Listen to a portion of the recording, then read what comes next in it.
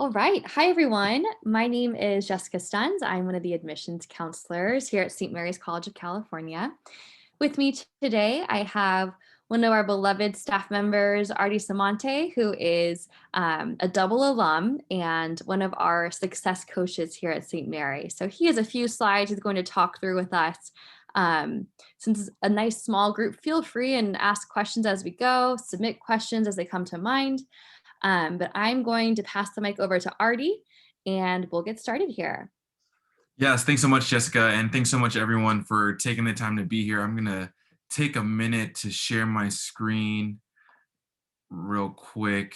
Can Hopefully everybody can see that okay. I'm looking at Jessica to nod to make Yes, sure. Yes, looks awesome. good.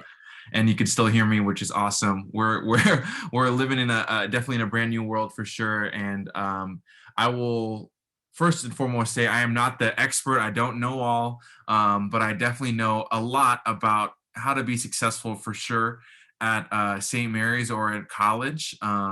As Jessica said, I am a double alum. I graduated with my communication degree and a minor in music back in 2016 at St. Mary's. Then subsequently got my master's degree in leadership with a concentration in coaching in 2019, which is ironic enough because currently I work as a success coach that you could potentially be working with at St. Mary's throughout your 4 years. So the way that works is my role is to just provide additional support, holistic support in any area that you might need help in throughout your time at St. Mary's. And what I love to say is even when things are going great, I'd love to meet with you to see how we can make things be fantastic if you wanted it to be, for example. But this is a slide deck that we made last year in the midst of COVID, just to remind students, remind guests how we can still be successful even during a time like this through a pandemic. And these are the things that I had wished people had told me before I even started at St. Mary's way back when in 2012. I know, for at least the younger students that are here. So we'll get started. The first thing is to set goals. I think it's really important that in your onboarding process even before you get to St. Mary's, what are some things that you want to get out of your experience? I think it's important to know that there are still personal, professional, and academic things going on at St. Mary's virtually, and if you're living on campus in person safely with, I think, a cap of like 10 people with masks on outdoors at all times. We are working really hard to still give you the opportunities that you would get out of your college experience as best as we can offer it. So for yourselves, think about it in a very different sense. I think a lot of the time we put this expectation on ourselves as I want to get a 4.0 my first semester in college, and we can make that happen. Let's set that goal. Let's be specific about what that is. But other goals besides GPA, which is something that we could easily measure, can definitely be about, I want to meet 5 people at least. I want to meet someone in my major class.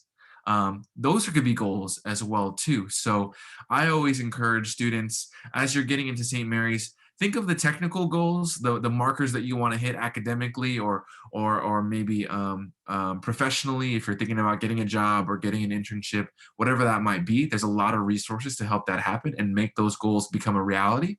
But also think of the more developmental things like building relationships with professors, connecting with people in your hall if you are living on campus. Anything like that. And what I love about St. Mary's is that we care about it all. So even if it's more on the health side, with how you eat or how you sleep or how you study, we want you to be thinking proactively about that already. And I had wished I had known that before I started, because freshman 15 is a real thing. And I gained freshman 25 way back when. So keep that in mind for sure. The second thing that I want to go over is, even though you have a major and or core curriculum courses to take, it doesn't mean that you can't take a course that interests you, especially for y'all that are just getting started at St. Mary's. What, again, St. Mary's tries to do is give you a wide range of classes that you could take just in that first semester. So keep in mind that while you might be starting your major courses already, you'll have some other courses that are what we would consider general ed or our core curriculum. And you have the flexibility to change those as you like. There are a lot of classes, for example, that fulfill artistic analysis, which would be falling under like your creative practice requirement. There are a lot of different courses that you can fulfill for your science requirement, whether you're a science forte student or someone like me that's terrible at math and science. There is a class for you, and hopefully that interests you too.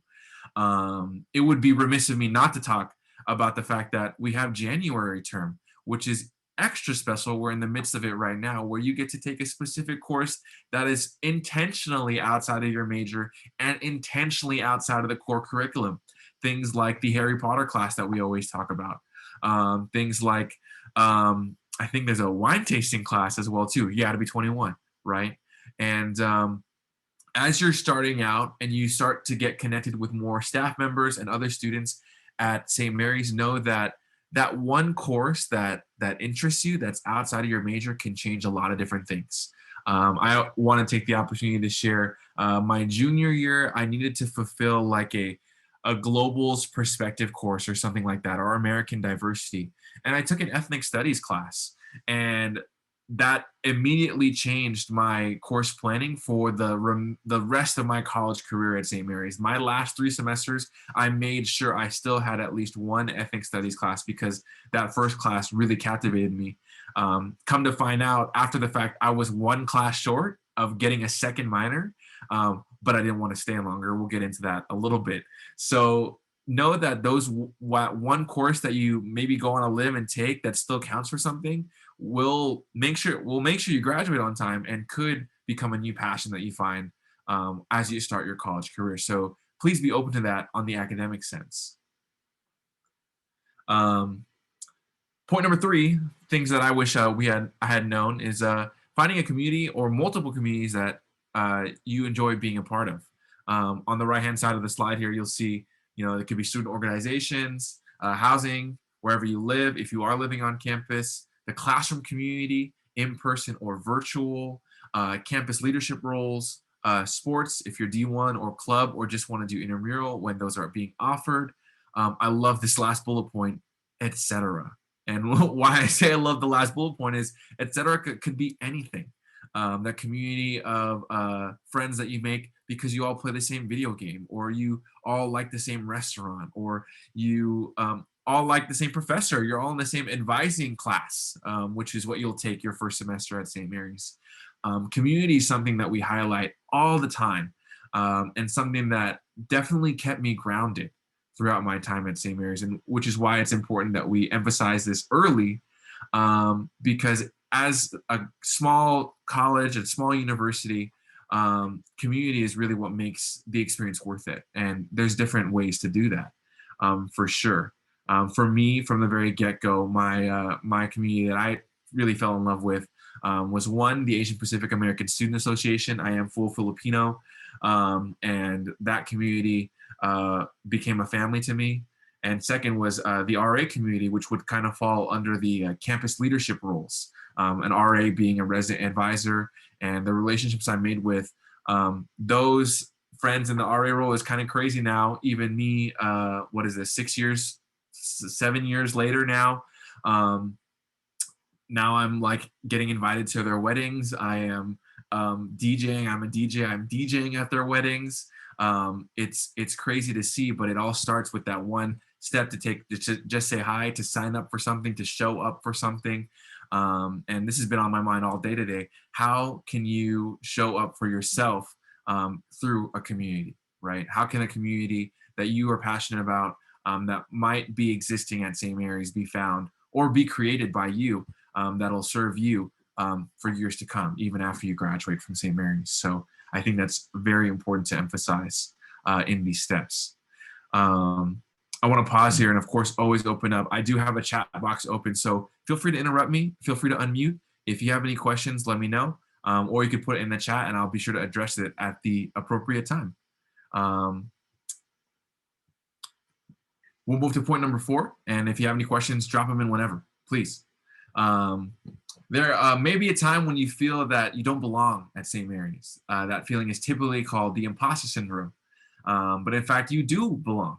Um, so the Google definition, right? It's used to describe an internal experience of intellectual phoniness. It is a feeling of self-doubt and intellectual fraudulence within oneself that can override any feeling of success or proof of achievement. So when I talk about this point, I always talk about myself and always want to share with y'all, you all deserve to be here. Don't discredit the fact that you got accepted to this university, or that when you get here that maybe a class is too intimidating and that you're not supposed to be there. I know and trust that the admissions office makes solid and sound decisions for you to be where you're supposed to be. And once you get here, there is a network of support that is here to help you. And for myself, I definitely felt this. I would say this happened in my second semester, maybe my first semester of my sophomore year, feeling like, oh, am I supposed to be here? I miss home. Sometimes I look and feel different than some of the students that are here. It could be because of my socioeconomic status, the way I look, the way I talk, what I believe in, right? Those are some common factors that cause someone to feel like they're an imposter. And I would always say that at St. Mary's, one, there's people that you can talk to about this, one being maybe your success coach, a professor, your advisor, the counseling and psychological services office, so many people beyond just your friend. And I think that was the best thing that came out of my experience at St. Mary's is I had wished I knew I could be vulnerable with the people that I trust right off the bat. I think you spend a lot of time maybe in the first couple semesters trying to just fit in and maybe not necessarily be your full self. But man, after my first semester, after my second semester at St. Mary's, I really realized all I have to be is Artie for me to succeed here and know that I belong. So as a success coach and as an alum, I want to reemphasize that to y'all, that if there's at any point you're feeling a little self-doubt or intellectual fraudulence, no, sometimes you just open up to a best friend and they'll share that they're experiencing the same thing as you. And it's worth it. And I love that St. Mary's is really a safe space to be yourself. I see a question in the chat. Let me address it. How is living on campus life and how does paying for housing work? Is it through financial aid? If I may, I'm going to toss the second two questions to be answered in the chat by Jessica. Is that cool? I'm looking at her. Yeah, okay, cool. Let me answer the first question. Living on campus was definitely worth it for sure. I think I lived on campus all 4 years. My following the latter years, junior and senior year, I was an RA. So I was a resident advisor. It's a paid position where I in turn get free housing. And what I do is I basically monitor a hall. I had a hall of, I lived in De La Salle Hall for 2 years as an RA, had 43 wonderful boys that never gave me any trouble, that smelled good all the time. Right. And there were two female floors or girl floors above me as well. And no, I think even before I became an RA, it's a life-changing experience. Just one, getting your wings to spread out a little bit, learning how to do laundry on your own, learning how to feed yourself, learning how to pay for your own expenses if that's what you're agreeing upon with your parents or whomever you consider family that maybe help financing this education. And what I loved about St. Mary's is that if you needed quiet time during finals, during midterms, you could find that. If you needed something like little low key, like just hanging out outside in the sun, talking to people, that's there for you. If you need a full-fledged like on-campus event, that's there for you too. That's loud, basketball games, social events. Once you're 21, going to the pub, that's there for you as well too. So there's a wide range of things that was happening on campus at all times. What I always tell students is don't expect it to be placed on your front door or someone knocking on your front door or blasting your email every single time to know what's going on. There needs to be a step in your end as well too. You need to put a step out and find out what is going on, because not all the time will we get every single message or every single door knocked letting us know, here's all the events for every week. So I think that's applicable to any college experience, definitely applicable to St. Mary's. You also got to put yourself out there to really engage with campus life. I hope that answers that first question well. Let's move on to the fifth point. It is okay for you to take more than 4 years to complete your degree, and that's totally up to you. What I love about St. Mary's, and the big asterisk that I would put on the slide, but I'm just going to tell you right now, if you're coming in as a traditional first-year student, even in the spring semester, bank on the fact that in 4 years, at that next spring semester, you can and will complete your degree in 4 years. That's something that I love about St. Mary's, is that so long that you keep up with your credits, you work with your advisor, which is very easy to do because they'll navigate a lot of that for you. You will complete your degree in 4 years. What I'd even say is, if you want to complete your degree sooner than that, that's very much possible just because of how our core curriculum is built. A lot of classes double dip, meaning they count for 2 requirements, or triple dip, they count for 3 requirements.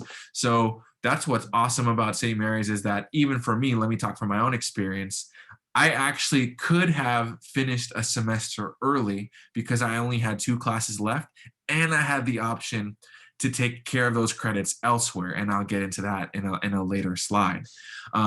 So know that even if it does complete taking more than 4 years, St. Mary's is there to support you through that process. Our registrar's office is fantastic and works with students about what that plan could look like if you need to take a little bit longer. And I know that there's some students that on campus that actually chose and that want to take that longer time just based on what they and their family have agreed upon and know what they can handle academically. So there are students at St. Mary's that take 3 classes a semester, 1 Jan term, and then that does set them back a little bit.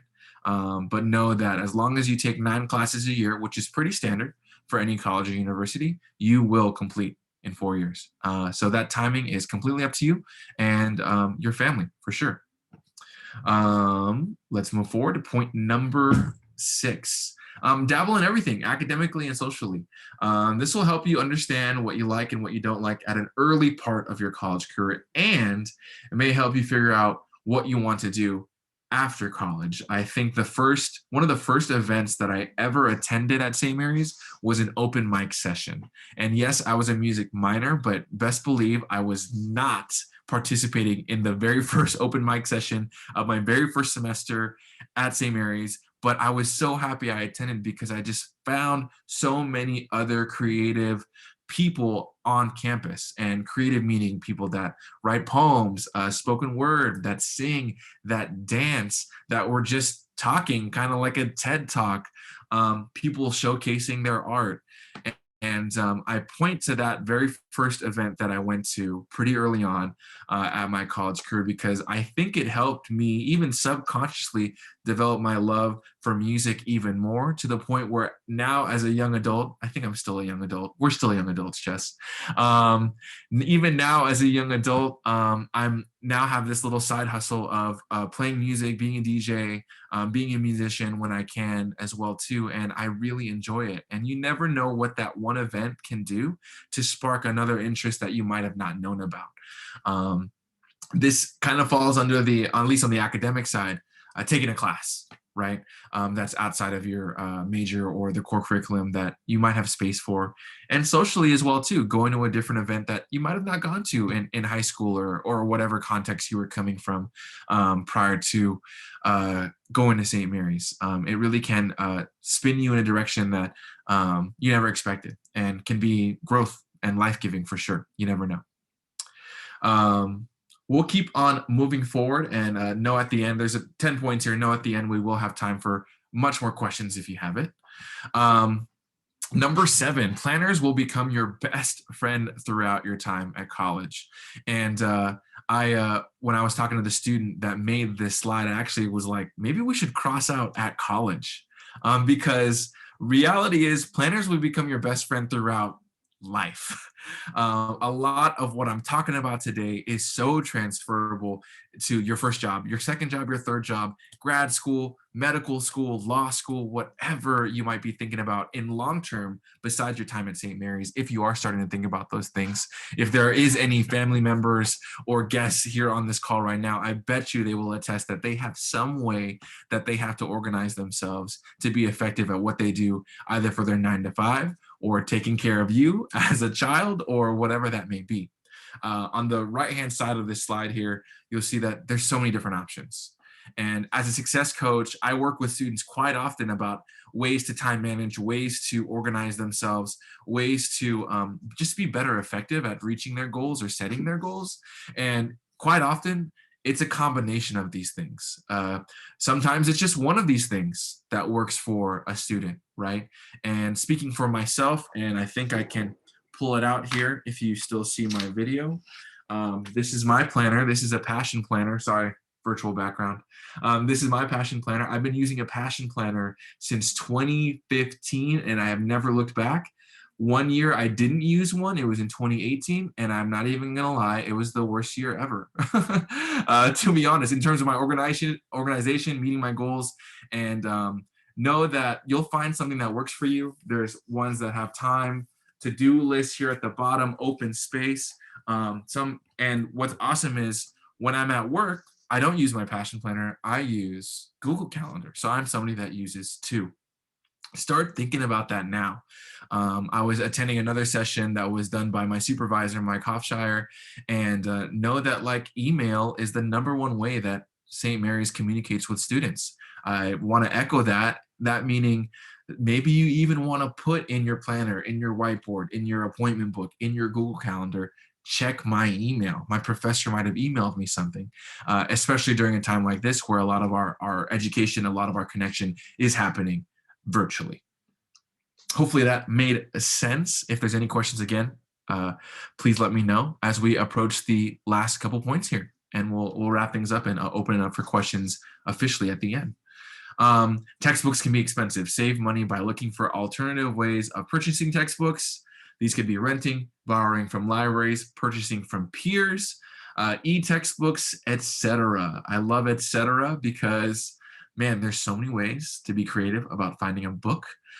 Being an SMC alum, I want to let y'all know right now, if you are taking seminar, and you will be taking seminar, collegiate seminar at some point, you're gonna need to get the physical books for that class.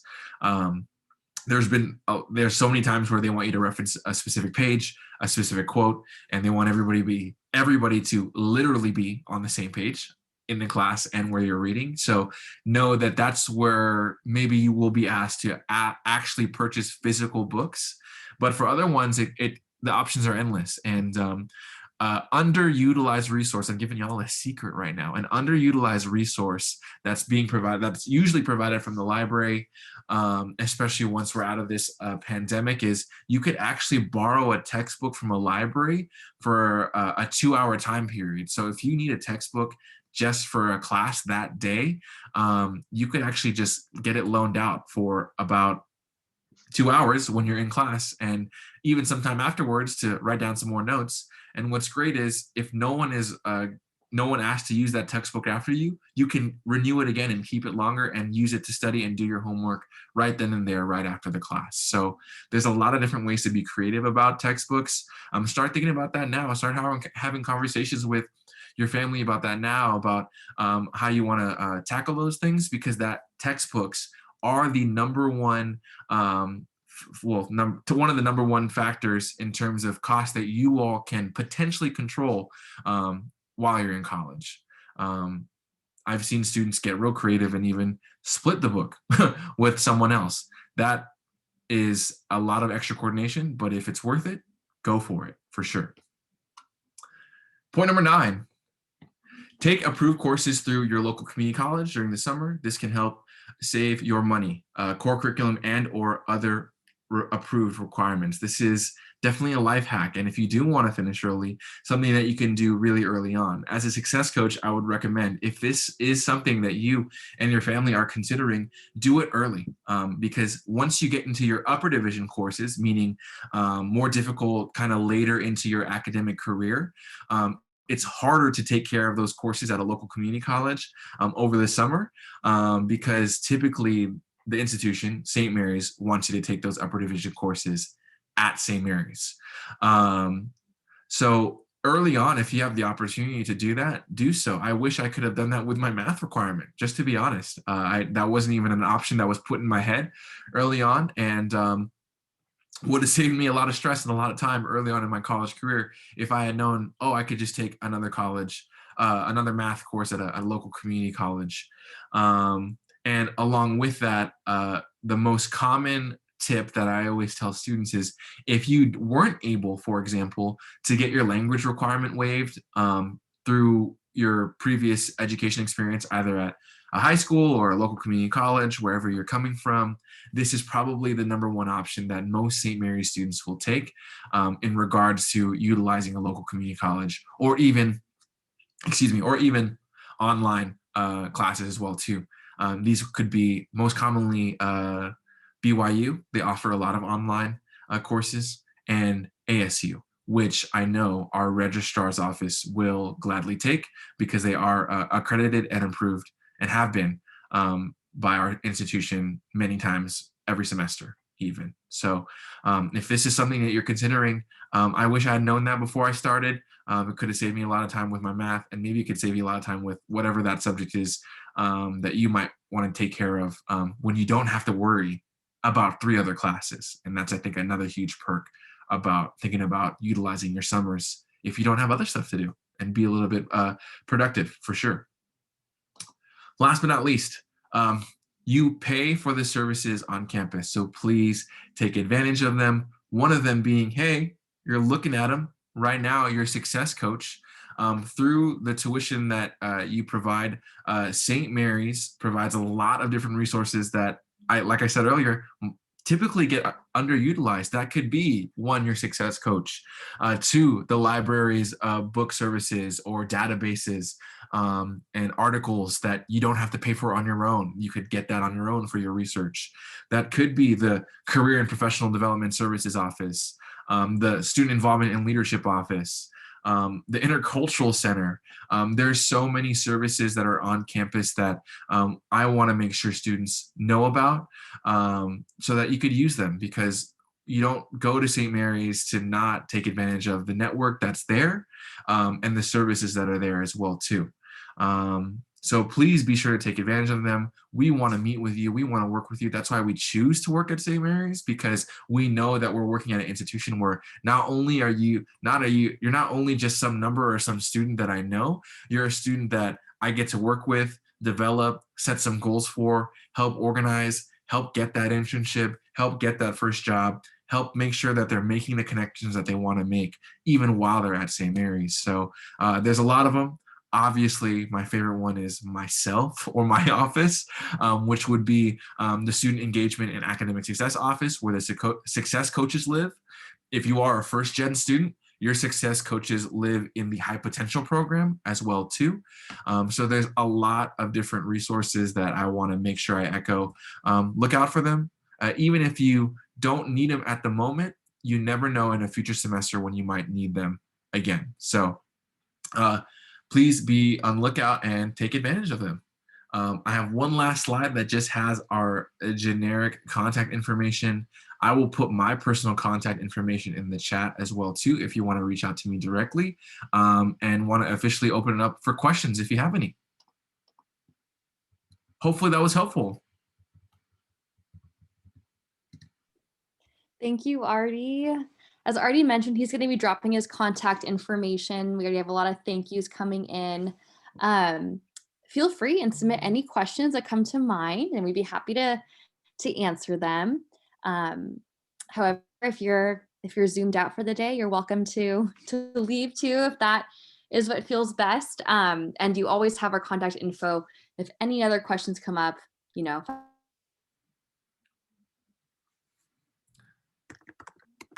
Yeah, please let us know. And if you want to unmute and talk as well too, let us know. Yeah.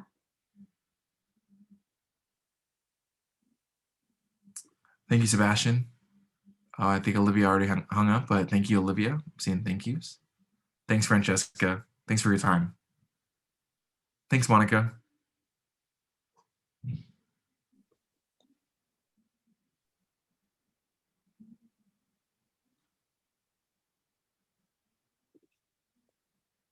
All right. Well, if there aren't any questions that are coming to mind, I'm just going to close this out here. But Artie, thank you again so Mhm. much for this fun presentation, these great where they choose. To you. And thanks everyone, Yeah, thanks. and Thanks for have having me, a Jessica. fantastic rest of your day. Thank you. Take care. You're Take care, welcome. y'all. Bye.